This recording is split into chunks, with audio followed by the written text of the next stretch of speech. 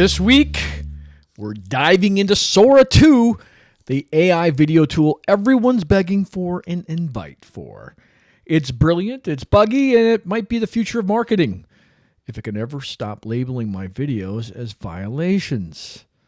So, everyone knows, or should know in marketing, that Sora 2 is out. This is a tool that allows you to place yourself, called a cameo, into videos, and it's damn near realistic when it gets it right. It also does a great job of audio, although the audio itself, even though you record your voice, isn't always working. Sometimes it's a weird variation of you, but we'll get into that. So, Sora 2 is an incredibly powerful tool, but it's also flawed. Marketers need to understand both sides if they want to use it safely and effectively right now. And we're talking October 14th, 2025. Obviously, if you're listening, would have been upgraded to something better. We'll also get into that. Just to let you know, it's invite only still, a limited rollout. You need a code to use it. And I just want to let you guys know that. That should change. You won't need a code in the next, I'd say, 30 to 60 days as they're working out the kinks. So let's start with what Sora 2 gets right. Okay, so I think the speed and creative prototyping, generating video ideas, testing concepts, social first stunts, virtual cameos with other celebrities that are on there or other people that are on there, damn good. It's genius. When this thing gets to version 3 or 4, it's going to be, wow, just phenomenal. It also democratizes video production. I mean, you don't need a crew. You don't need anyone else but you in a few words to create cinematic content, cartoon content. Basically, if you could think it and talk and tell it what to do, it's going to do it. There's also a virality, a novelty factor. Early adopters are going to get a lot of attention. This is kind of a social network. When you use this, you're friending other people, you're liking what they're doing, you're collaborating and doing videos. And as long as you allow other people to do that, they could just insert you into a video without your permission or with your permission, depending on how you like it. You also have quite a lot of control over the dialogue. It's really good, actually. Doesn't always get it right, but for the most part, it does.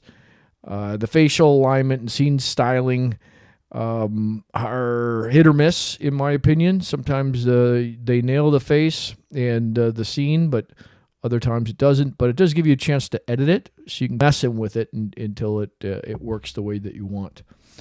I do like the synchronized sound and dialogue and effects and how they all work in these videos. It doesn't always work. You know, it's hit or miss. I'd say it probably works 60% of the time. Okay, so there's some videos. If you get on to Sora 2, come find me at Mark Fidelman, and I'll show you what I've been doing with it.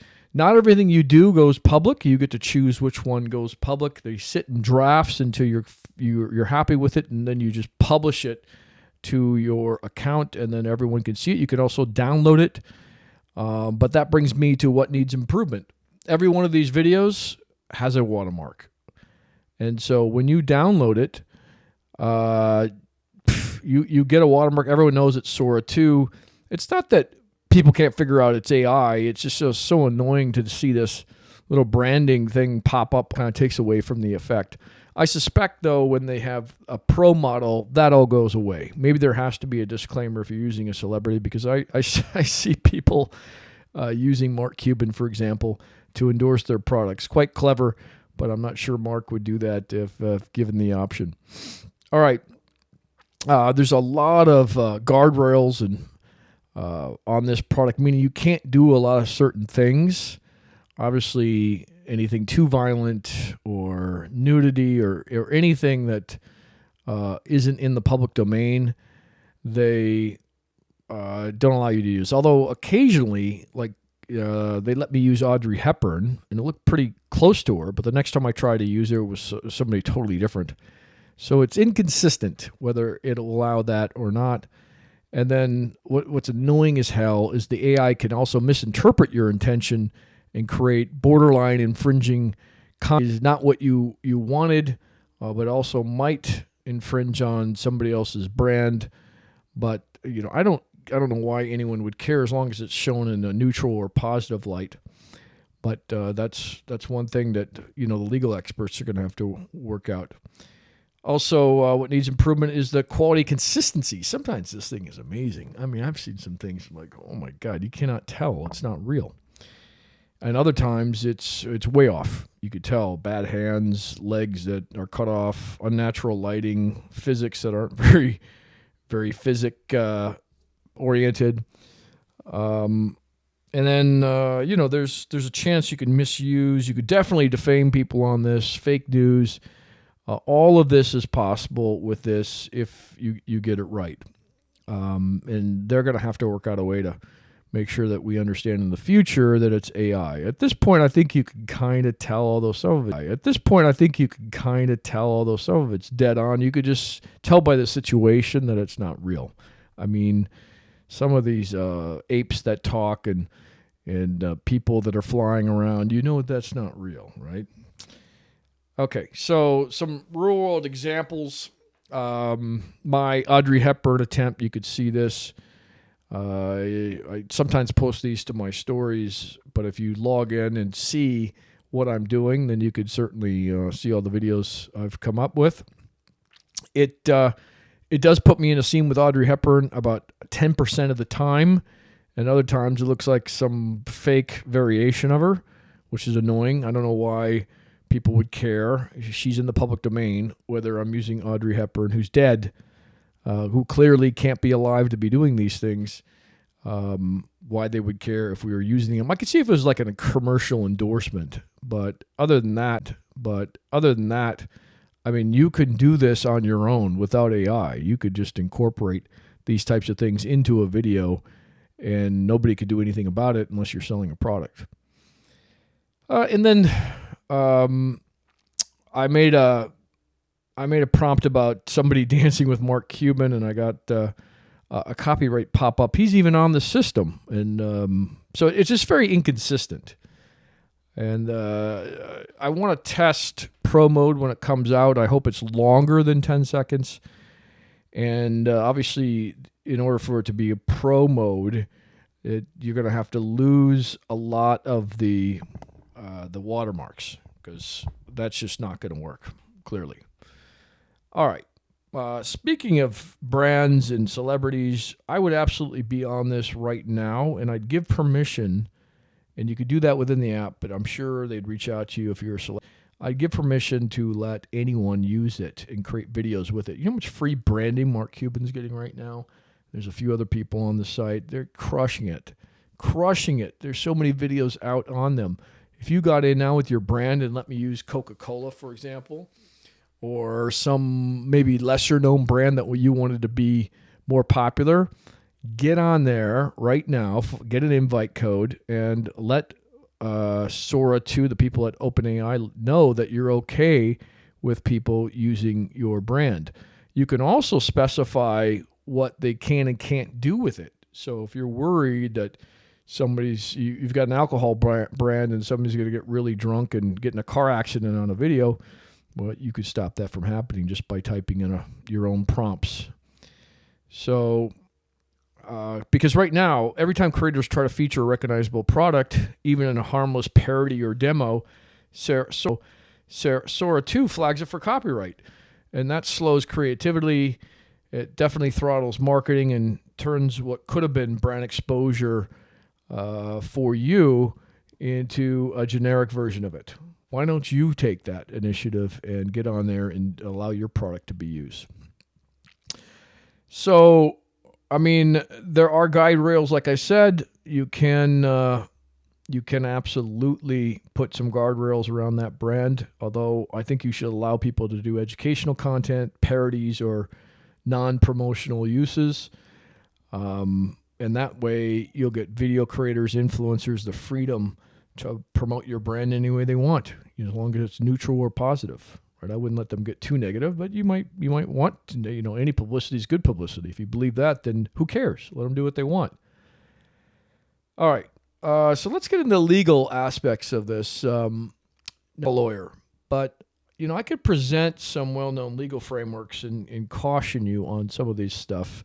There's public domain versus copyright, where AI generated works often can't be copyrighted if no human author is involved. Some courts have rejected copyright protection for AI-only output as well. Also, I've seen public domain content that has no copyright. So using characters there might be safer, but beware of copy fraud claims. These are false claims on public domain. You should be looking out for that. The right of publicity, likeness rights. Even if copyright doesn't apply, many U.S. states have right of publicity laws. A person or their estate can object to commercial use of their name, voice, or likeness without their permission. And this may or may not include AI. I don't know if this case has been done or not, but I would reach out to those celebrities and tell them get on here because it keeps them alive. I've seen Elvis, I've seen JFK on there. A lot of public figures. I don't think Sora 2 is protecting any public figures, and they shouldn't. I mean, you could use. I haven't seen any politicians, so maybe they are protecting the politicians. All right, but they're dealing with a patchwork of laws. There's no uniform federal rule. Each state has different laws, so I don't know how they're managing this. Frankly, I think they're just saying hell with it. We're just going to go with, we'll have a bunch of guardrails up. But since it's all AI, we think we're protected. But something like Tennessee's Elvis Act protects voice and likeness impersonations even via AI. So I'm not sure they're allowing people in Tennessee to do Elvis impersonating. I've seen them on the site. So they are allowing it. Okay, so I think if you produce something without any kind of watermark, like Sora 2, you probably should use disclaimers and make it non-commercial usage. And this could actually strengthen your legal defense if you're using this for your business or just for content purposes. Just don't have them promote your product. I think that's the safe thing to do at this point. And then also document your prompts and creative intention for an audit trail. This is, again, in case you as a marketer find yourself in trouble. And, these laws are going to evolve as the videos get better. So it's going to happen. And I think if you also label it on social media as AI generated, this kind of helps you with the liability too, because you're putting people on notice that this is AI. All right, so how should marketers use this now? That's why you're listening. I would use Sora 2 as creative experimentation. I've probably produced 100 of these things. So, testing viral concepts, visual storytelling, social media hooks before committing to bigger budgets. I probably wouldn't create a longer clip at this point. I mean, if you could do a 10-second, maybe a 20-second, you string two together, but you're not going to get the same consistency over two clips from what I've seen. You'll get kind of close, but it's going to be kludgy. So at this point, I would just use short clips, teasers with your face or your brand in weird places to drive engagement. And that's one of the main things I'd use it for. Maybe for some content personalization, create multiple variants of the same ad by swapping in different settings. Seconds is all you're going to get for these ads. You can also, in post editing, you can also add some things to the video. So keep that in mind. You can export it, but it's going to have the Sora tag on it. There are some tools, and maybe I'll put these in the show notes, that remove the watermark, the Sora 2 watermark, so you have a little bit better luck there. But make sure when you're putting these out there that you do label it as AI. It's just a check mark or a box, just so you don't get into trouble with the social media companies. I'd also think it's a great way to pitch internal concepts, mock ads, proof of concept visuals. A wonderful way. If you're in the legal profession, I would use it as an exhibit to show what somebody did or didn't do or should have done. It'd be very, very powerful, especially if you could put your client in it. All right. When does this become a serious tool? Well, first of all, you got to remove that watermark and then build in some commercial licensing.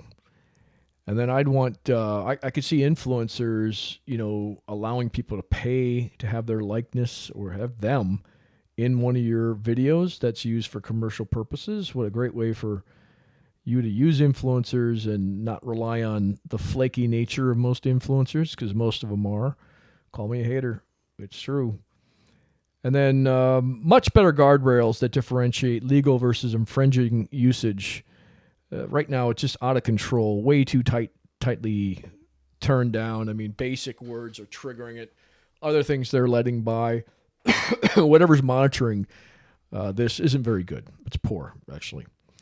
I'd also like higher fidelity, better lighting, motion, reflexive physics. So clients that want to see AI rendered videos, higher output. Some of it's really good, but there's not a lot of control over the lighting and the cameras and all that. You can say, shoot this on a Canon, shoot this on an iPhone, or I did a police video where I was being arrested.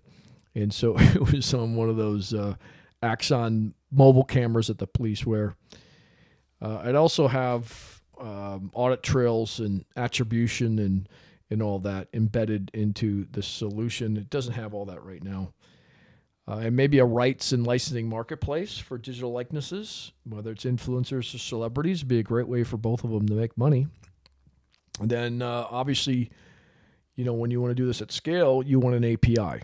So you'd have an enterprise tier where you could just run videos in bulk, use brand assets, integrate with ad flows. Can you imagine content creation all done via API? Wow. I mean, you could create this stuff at scale and just test it, and the scale. And just test it, and the best content wins. And then also I'd probably do some sort of cross-media interpolation, where you get your brand identity video that's out there, and then you mix in some of this AI stuff, and then you go back to, normal shot video, then you go back to the AI stuff. I mean, you could do some pretty killer things when you're mixing it in with all the rest of your content. So let me just wrap things up. This tool is one of the best I've seen for video production. I know Google's produced a good tool. Grok is pretty good for B-roll and other things. But this puts the user into the video in amazing situations, and I can imagine it's only going to get better. And so within the next year or two, when Sora 3, Sora 4 comes out, my Lord, I don't know shooting. I don't think it goes away, but this is a tool that all marketers should definitely master. So I would get on this as soon as you can and create 100 videos. And look what everyone else has created, because you could see what they're creating. And like I said, it's kind of like a social network. And drive inspiration from that. I'd also use, this is what I do, I ask ChatGPT to come up with some ideas based on what I want to present out there, whether it's personal or in business. I mean, it does a pretty good job of that. It's not as creative as I'd like, but you could experiment around with it, add your own input, and come out with some amazing videos. And then make sure you share them with me, tag me in them when you're on the solution. So, let's see. I think at this point, I'll come back and do another podcast on this, but at this point, I think we're gonna see the AI apocalypse turn into a marketing edge for us. It won't be a liability. This is all going to be positive, unless you're in video production or you shoot video. But in the end, even if you're that type of person, you should be using this and mixing it in with your own stuff. And eventually, I think you'll probably be mostly replaced by it, although just the nuances, I don't know how they get to the nuance level. Because right now you can't edit second by second if you wanted to. It's 10 seconds at a time. And nothing's consistent until it gets to video game level where you could choose your character, and the character is the same character, same dress, same pants, until you tell it to change throughout it. Then and then every other detail, you should be able to do a high level thing like you can now with Sora 2, but you should be able to get as detailed as you want, frame by you should be able to get as detailed as you want, frame by frame. But, we're still a year or two away from that. So with that, put some questions for me. Find me on social media at Mark Fidelman on X or on LinkedIn, and shoot some questions my way. I'd love to answer them.